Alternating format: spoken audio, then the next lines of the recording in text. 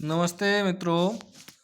आज हम कक्षा 12th फ्लेमिंगो का poem number second an elementary school classroom in slum के बारे में डिस्कस करने जा रहे हैं।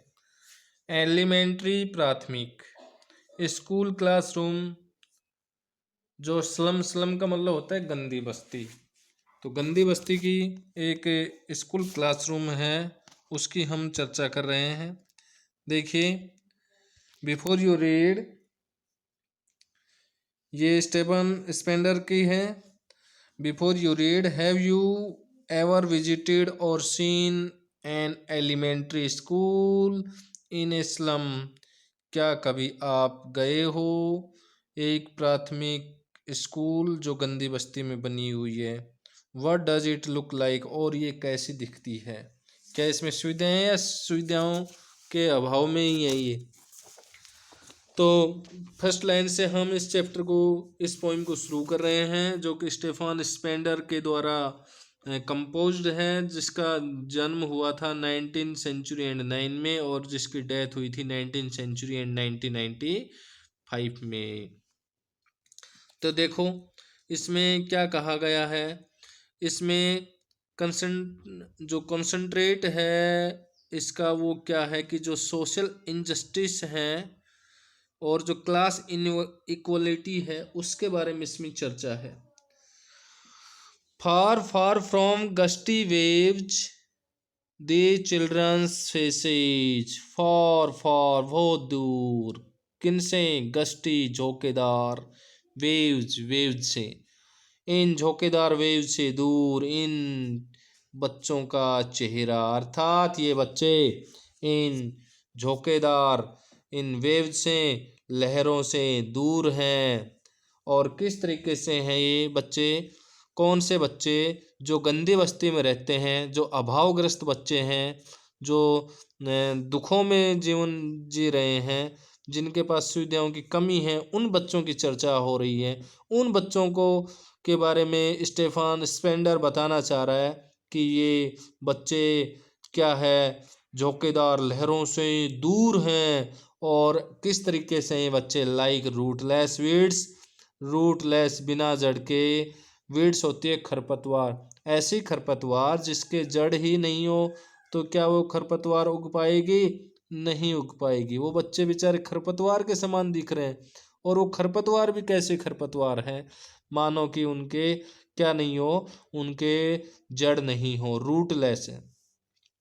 The hair torn around their pallor, pallor का मतलब होता है पीले चेहरे, राउंड में टोर राउंड, टोर राउंड का मतलब होता है पूरी तरह से टोर राउंड हैं, बिखरे पड़े हैं। उनके बाल हैं वो उनके पीले चेहरों के ऊपर बिखरे पड़े हैं, अर्थात बिन तरतीब के बाल हैं, उनके बाल सुलझे हुए नहीं हैं। यानी जो कुपोषण के शिकार होते हैं, मूलभूत आवश्यकताएं रोटी कपड़ा और मकान होती है, जब व्यक्ति को ये मिल जाती है तो उसके बाद में वो बालों के बारे में, चेहरे के बारे में, संसार के बारे में और चीज़ों के बारे में सोच पाता है। यानी उन बच्चों के चेहरे हैं वो मुरझाए हुए हैं, और उन मुरझाए हुए चेहरों के ऊपर ये बाल हैं, बिखरे पड़े हैं। तो जो कवि है स्टेफन स्पेंडर, वहाँ जाता है, वहाँ का दृश्य का आंखों देखा हाल बता रहा है कि कैसी स्थिति है एक गंदी बस्ती की स्कूल की। Tall girl with her weighed down head, tall यानी एक लंबी लड़की है, और वेट डाउन यानी उदास, सिर से, यानी उदास है। लंबी लड़की जो पूरी तरह से क्या है, उदास है। लंबी लड़की पूरी तरह से उदास है, निराश है, हताश है। द पेपर स्विमिंग बॉय, और फिर किसका सीन बता रहे हैं कवि? पेपर स्विमिंग बॉय, पेपर के समान दिखने वाला लड़का, अर्थात दुबला पतला लड़का, विद रेड साइज, ऐसे लग रहा है जैसे चूहों के समान उसकी आंखें हैं, यानी आंखें ही आंखें दिखाई दे रही है उस दुबले पतले लड़के की, जो कुपोषण का शिकार है, जो गंदी बस्ती में रह रहा है। उस लड़के की बात हो रही है जिसकी केवल क्या दिखाई दे रही है, आंखें दिखाई दे रही हैं, और उसकी आंखें मानो ऐसे लग रही है जैसे चूहे की आंखें हैं उसके समान। शरीर में जो कुछ भी नहीं है, बिल्कुल कमजोरी है, और उस कमजोरी में केवल आंखें ही अलग दिखाई देती हैं। फिर कहता है the stunted unlucky. Stunted, stunted means होता है अविकसित, अनलक्की दुर्भाग्यशाली, यानी अविकसित दुर्भाग्यशाली। एयर, एयर माने उत्तराधिकारी, किसका उत्तराधिकारी है, उसको उत्तराधिकार का मतलब किसी को जो विरासत में मिली है। अविकसित और दुर्भाग्यशाली, जिसको उत्तराधिकार में क्या मिली है, ट्विस्टेड बॉन्स, यानी ट्विस्टेड यानी मुड़ी हुई विकृत बॉन्स मिली है। यानी किसका उत्तराधिकारी है, अविकसित है, और क्या है, दुर्भाग्यशाली है, और उसे उत्तराधिकारी के रूप में क्या मिली है, विकृत बॉन्स मिली है। वह वे बच्चे क्या कर रहे हैं, वो स्लम के बच्चे रिसाइटिंग ए फादर्स नाल डिजीज, रिसाइटिंग रिसाइट कर रहे हैं, वर्णन कर रहे हैं, दोहरा रहे हैं। किसको दोहरा रहे हैं, पिता के। नाल्ड का मतलब होता है गांठदार, डिजीज यानी बीमारी, पिता के द्वारा दी गई गांठदार बीमारी का क्या कर रहे हैं, वर्णन कर रहे हैं। यानी उससे पूर्व उनके पिता थे, वो भी इसी प्रकार से बीमारियों से ग्रसित थे। तो अब वो बच्चे भी पिता के द्वारा दी गई, क्या दी गई, अविकसित दुर्भाग्यशाली तरीके से विकृत बॉन्स और जो गांठदार बीमारी है, नाल डिजीज है, उनका वो बच्चे, स्लम में रहने वाले बच्चे रिसाइटिंग कर रहे हैं। His lesson from his desk, उनका चैप्टर क्या है, उनके डेस्क के ऊपर से यही चैप्टर है, यही लेसन है जिसका वो दोहरान कर रहे हैं, जिनका वर्णन कर रहे हैं। कौन से लेसन है उनके, तो अन जो स्टंटेड यानी अविकसित और अनलक्की जो हेयर बने हुए हैं, किसके, अपने ट्विस्टेड बॉन्स के और नाल डिजीज के, उन लेसन्स को अपने डेस्क के ऊपर से वो बच्चे क्या कर रहे हैं, रिसाइट कर रहे हैं। फिर कह रहा है at back of the dim class one unnoted. Dim class, dim यानी मंद रोशनी है उन कक्षाओं में, गंदी बस्ती वाले में लाइट का प्रबंध नहीं है, तो गंदी बस्ती के क्लास में पीछे की तरफ वन अननोटेड, एक जिसके ऊपर ध्यान नहीं दिया गया, one noted, one unnoted, unnoted जिस पर ध्यान नहीं दिया गया, एक ऐसा बच्चा जिस पर ध्यान नहीं दिया गया। स्वीट एंड यंग, बहुत अच्छा लग रहा है, बहुत युवा है, बहुत स्वीट है, लेकिन जिस पर ध्यान नहीं दिया गया है। His eyes live in a dream, और जिस बच्चे की आंखें किस में रहती हैं, हमेशा ड्रीम में रहती हैं। जिस बच्चे की आंखें किस में रहती हैं, ड्रीम में रहती है, सपन में रहती हैं। ऑफ स्क्वेल्स गेम, जैसे मानो किसका खेल चल रहा हो, गिलहरी का खेल चल रहा हो, उसकी आंखें हमेशा किसके खेल में रहती हैं, गिलहरी के खेल में। इन ए ट्री रूम, जो कि ट्री रूम में, एक क्वार्टर में, ट्री रूम का मतलब होता है क्वार्टर, जो कि क्वार्टर में, ट्री रूम यानी कि क्वार्टर होता है, तो जो कि क्वार्टर में। और उसके बाद में अदर देन दिस, इसके अलावा कुछ नहीं करता है वो। क्वार्टर में गिलहरी आती है, निकलती जाती है, तो उसकी आंखों में वही शौपन है कि क्वार्टर में गिलहरी के आने जाने, उसके गेम के बारे में सोच रहा है। फिर नेक्स्ट स्टेंजा में पोइट स्टेफन स्पेंडर्स से वर्णन करता है किसके बारे में, on sour cream walls, donations, Shakespeare's head, cloudless at dawn, civilized dome, riding all cities, belled flory, Tirlos Valley, open-handed map, awake, awarding the world its world, and yet for these children, these windows, not this map, their world where all their futures painted with a fog। तो कहता है on शोर, शोर का मतलब होता है अप्रिय लगने वाली, शोर अप्रिय, क्रीम वॉल्स हैं, वॉल्स यानी दीवारें, अप्रिय जो दीवारें हैं। डोनेशंस, डोनेशंस का मतलब होता है दान में दी गई वस्तुएं, यानी वो अप्रिय दीवारें जिनमें दान में दी गई वस्तुएं। जैसे शेक्सपियर्स हेड, शेक्सपियर के बारे में लिखा हुआ है, दान में दी गई वस्तु शेक्सपियर का हेड है, शेक्सपियर के बारे में लिखा हुआ है। और फिर कह रहा है क्लाउड्स लेस एट डान, सुबह का समय जो कि बादलों रहित है, वह सिविलाइज डोम का मतलब होता है जो सभ्य समाज की संस्थाएं होती है उसको हम बोलते हैं सिविलाइज डोम। डोम होता है गुंबद। सभ्य समाज की जो संस्थाएं राइडिंग ऑल सिटीज, जो सभी शहरों में स्थापित हैं, सभी शहरों में खड़ी हुई हैं। तो कहता है अप्रिय, जो भद्दी दीवारें हैं, जिनमें डोनेशन दी गई है, दान में दी गई वस्तुएं जैसे शेक्सपियर से संबंधित हैं, जो कि दान के समय में क्लाउडलेस है, बादलों रहित, और जो सभ्य समाज के जो गुंबदें हैं वो सब शहरों में हैं, बेल्ड हैं और फ्लोरी हैं, और कह रहा है टायरोल्स वैली है। क्या क्या है उनके बारे में बता रहा है, बेल्ड हैं, फ्लोरी हैं, फूलों से संबंधित, टायलोस वैली, टायलोस घाटी में, जहाँ पर क्या होता है ओपन हैंडेड मैप का मतलब होता है तानाशाह व्यक्ति होते हैं, उन्होंने अपनी इच्छा से जो मानचित्र बनाते हैं उसको बोलते हैं हम ओपन हैंडेड मैप। यानी तानाशाह व्यक्तियों ने अपनी इच्छा से जो मानचित्र बना लिए, awarding the world it's world, जो कि इन्होंने अपने तानाशाह व्यक्तियों ने अपनी इच्छा अनुसार बनाई हुई दुनिया का जो नक्शा है, जिस नक्शे में ये उनका संसार है, इनके संसार से दूर है, ये इनका संसार नहीं है, इन गंदी बस्ती में रहने वालों का संसार नहीं है। यानी कवि का संदेश पूरी तरह से ये है कि जो धनवान पूंजीपति दानवीर दानदाता जो भी हैं, शेक्सपियर्स मान लीजिए जो कि क्लाउडलेस डाउन्स में है, और जो सभ्य मानने वाले जो गुम्बद बनी हुई हैं जो प्रत्येक शहर में हैं, बेल लगी हुई हैं, फ्लोरी हैं, या हमारे पास टायरलोस वैली मान लीजिए, ये सब के सब यानी जो तानाशाह व्यक्ति हैं उनके द्वारा अपनी इच्छा अनुसार बनाई हुई दुनिया के नक्शे हैं। ये क्या है, awarding the world it's world, इन्होंने अपनी इच्छा अनुसार अपना संसार बनाया है।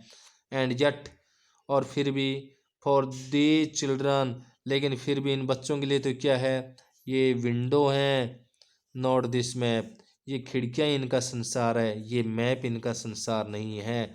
ये जो खिड़कियाँ हैं जहाँ पर इन गंदी बस्तियों में ये बच्चे रह रहे हैं, निवास कर रहे हैं ना, ये खिड़कियाँ इनका संसार है। ये संसार जो तानाशाह व्यक्तियों के द्वारा अपनी इच्छा से बनाया हुआ नक्शा है, मैप है, इन गंदी बस्ती के बच्चों का संसार नहीं है। तो इनका संसार क्या है, इनका संसार तो इनके जो खिड़कियाँ यही हैं, नॉट दिस मैप, ये मैप नहीं है।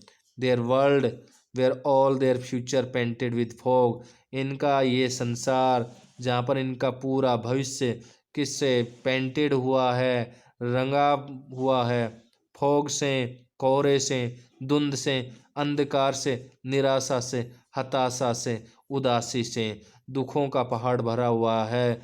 तो यह इन गंदी बस्ती वालों का यही संसार है, और दूसरा संसार इनके लिए नहीं है। चलते हम नेक्स्ट पेज के ऊपर। पेज नंबर हमारे पास 93, ये 92 पर था, अब 93 पर हम चलते हैं। पेज नंबर 93 पर चलते हैं। मैं नेक्स्ट पेज पे लेके चलता हूँ आपको, और ये 93 पेज की लाइन शुरू होती है हमारे पास।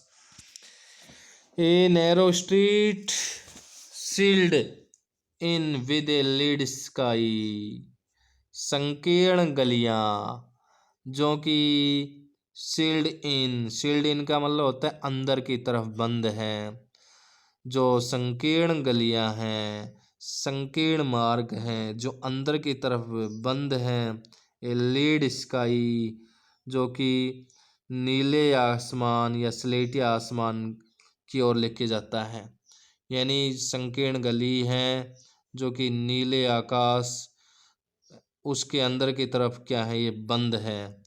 फार फार फ्रॉम रिवर्स, जो कि ये गंदी बस्ती का सीन दिखा रहा है, ये किन से दूर है, नदियों से दूर है, केप्स से दूर है। केप्स का मतलब होता है अंतरिक्ष, ये अंतरिक्ष से भी दूर है। और स्टार्स ऑफ वर्ड्स, और शब्दों के सितारों से भी पूरी तरह से दूर हैं। तो नैरो स्ट्रीट हैं जो कि संकीर्ण गलियां हैं। सेल्ड इन का मतलब होता है अंदर की तरफ बंद हैं। विद लीड स्काई मतलब नीला या स्लेटी आसमान, जो कि किससे दूर हैं? रिवर से। केप्स केप्स से दूर हैं। केप्स का मतलब होता है अंतरिक्ष से दूर हैं। एंड स्टार्स ऑफ वर्ड्स, और वर्ड्स यानी शब्दों के सितारों से, शब्दों के तारों से, यानी कल्पनाओं के संसार से भी दूर हैं। फिर आगे चलते हम नेक्स्ट स्टेंजा में। कवि स्टेफन स्टेफन कहता है, श्योरली शेक्सपियर इज विक्ट। विक्ट का मतलब होता है व्यर्थ, दुष्ट होता है। The map a bad example, यानी निश्चित रूप से जो शेक्सपियर का जो एग्जाम्पल दिया गया है, मैप के ऊपर शेक्सपियर की पिक्चर बना रखी है, उसके सिर की पिक्चर बना रखी है, उसकी कुछ चीज़ें दिखा रखी हैं। तो शेक्सपियर क्या है? विक्ड है, व्यर्थ है। मैप ए बैड एग्जाम्पल, और ये जो उसका मानचित्र जो दर्शा गया है, बुरा उदाहरण है, अच्छा उदाहरण नहीं है, बैड एग्जाम्पल है। With ships and sun and love tempting them to steal, और जो उनकी शिप हैं, जहाज़ें हैं, और जो सन है, सन किसका सिंबल है? प्रकाश का। ये सन है, या जो लव है, जो प्रेम है, जो उसको टेम्पटिंग कर रहा है। टेम्पटिंग मतलब लालायित कर रहा है, लालच दे रहा है। किसका लालच दे रहा है? किसके लिए लालायित कर रहा है? ये लालायित कर रहा है, लालच दे रहा है उन्हें चुराने के लिए।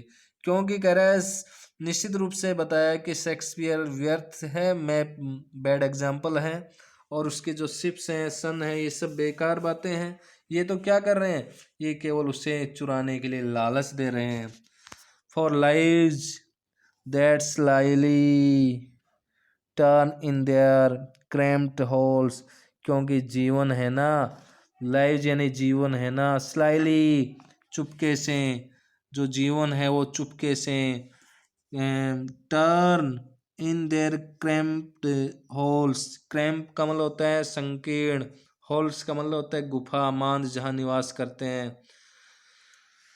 तो कह रहा है, कवि कह रहा है, उन गंदी बस्ती वालों का वर्णन करते हुए कह रहा है कि उनका जीवन है वो चुपके से किस तरफ जा रहा है? मानो संकीर्ण मांद की तरफ जा रहा है, संकीर्ण गुफा की तरफ जा रहा है, संकीर्ण निवास की तरफ जा रहा है। From fog to endless night, और किस तरफ जा रहा है वो?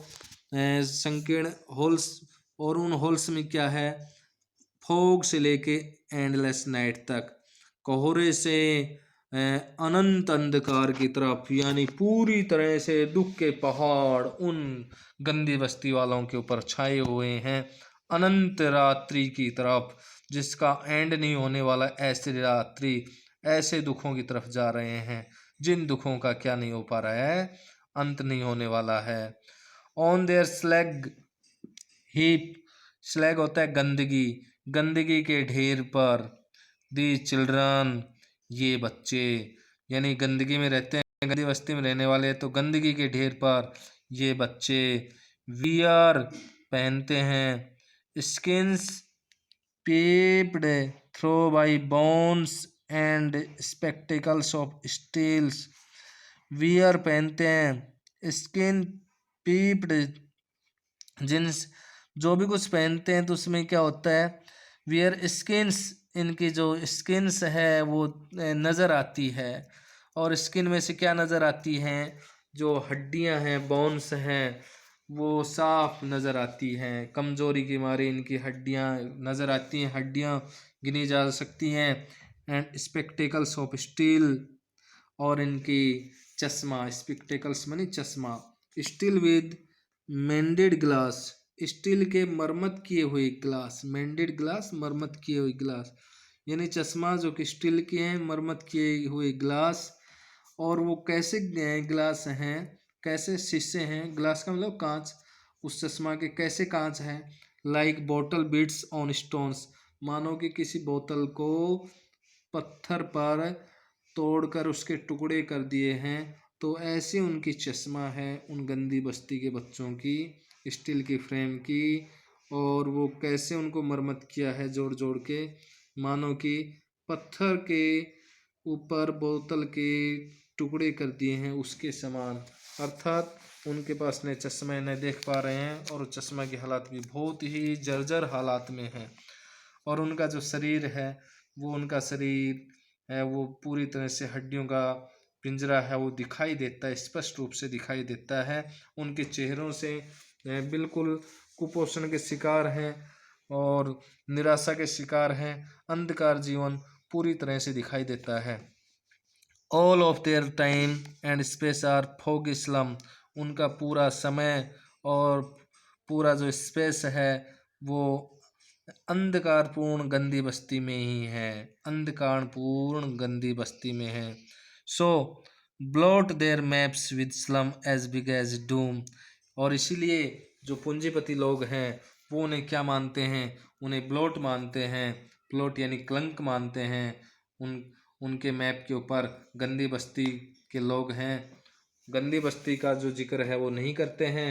उनको मैप पे उनके संसार को मैप पे नहीं लाना चाहते हैं क्योंकि वो उन्हें कलंक मानते हैं। उनके मैप में देयर मैप्स, अपने मैप में वो क्या मानते हैं, उन्हें ब्लॉट मानते हैं, कलंक मानते हैं। Slum as big as a doom. और डूम का मतलब होता है बर्बादी या नरक।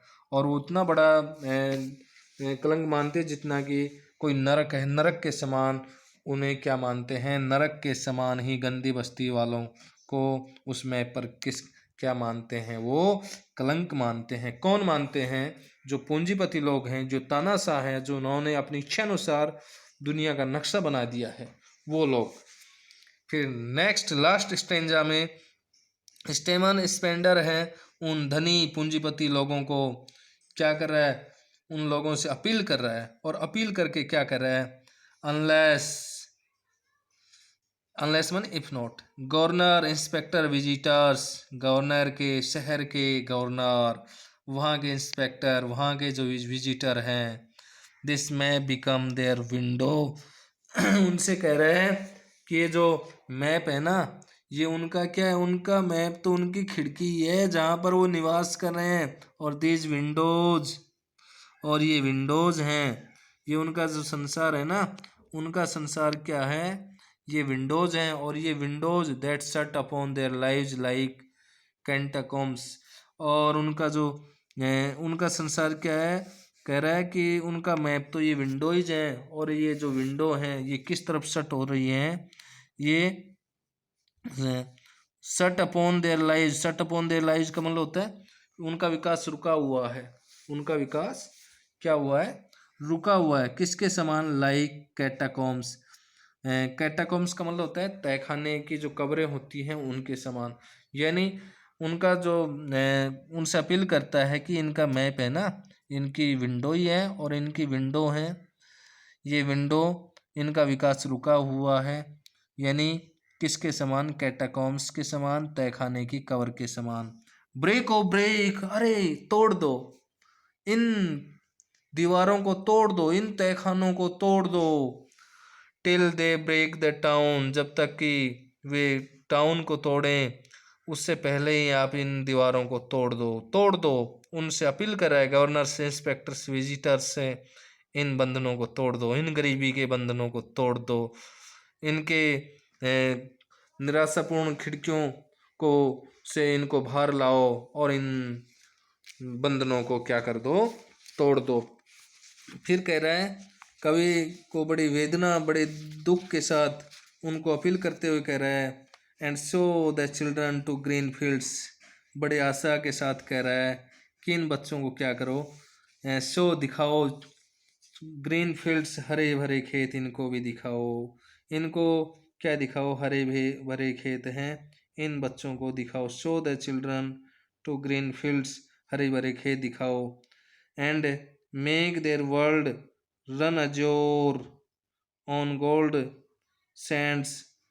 और फिर क्या करो, इन हरे भरे खेत दिखाने के बाद में मेक देयर वर्ल्ड, इनके संसार को क्या बनाओ, रन अजोर, आसमानी नीला, गोल्ड सैंड, यानी समुद्री तट पर पड़ी सुनहरी रेत के समान आसमानी नीला, इनको, यानी खुशियों का संसार, जो भारी संसार है, खुशियों से भरा आशावादी संसार है, उस आशावादी संसार में इनको भी ले चलो, इनको भी इन बंधनों से मुक्त करो, इनको भी इन दुखों से निकालो। And let their tongues run necked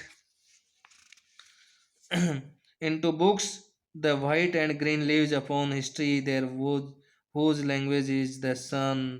तो कह रहा है एंड लेट देयर टंग, टंग का मतलब वे स्वतंत्र रूप से अपने को व्यक्त कर सके, टंग कर सके, व्यक्त कर सके, किसमें, रन नेक्ड इनटू बुक्स, यानी किताबों के माध्यम से, सभी के माध्यम से वे भी अपने आप को स्वतंत्र रूप से व्यक्त कर सकें। White and green leaves open, उनके लिए भी वह सफ़ेद और हरी भरी जो पत्तियां हैं ओपन हो, उनका सुखद संसार शुरू हो, और उनका open history their whose language is the sun, और उनकी भाषा में, जो इतिहास में जो लिखा हुआ है कि उनकी भाषा है, वो भी सन जैसी खुशहाल पूर्ण आशावादी और सभी लोगों के समान जीवन जीने वाली हो, और उनका भी उस तानाशाही व्यक्ति द्वारा बनाई गई दुनिया के नक्शे में उनका भी स्थान आए, उनके दुख के जो बादल है चले जाएं, और वो भी अपना जीवन आनंद पूर्वक अवसरों को प्राप्त करते हुए जिए, ताकि वह अपने जीवन को ठीक से निर्वहन कर सके, अपने बच्चों को ठीक से शिक्षा दे सकें, और भविष्य का वो भी निर्धारण कर सकें। तो इन्हीं शब्दों के साथ कि अगर आपको ये पोइम अच्छी लगी हो, जो गंदी बस्ती में जो निवास करने वाले बच्चे हैं उनको उबारने के लिए, उनको निकालने के लिए, अगर आप भी सहयोगी हैं, अगर आप भी साथ देना चाह रहे हैं, अगर आप भी ऐसा चाहते हैं और आप चाहते हैं कि आपको ये पोइम समझ में आ गई और आप अगली वीडियो को अपडेट आपके पास आए, तो आप चैनल को सब्सक्राइब करें और बेल आइकन को दबाएं, ताकि जैसे ही वीडियो डाली जाए तो आपके पास उसका नोटिफिकेशन सबसे पहले पहुंचे। इन्हीं शब्दों के साथ धन्यवाद। जय हिंद।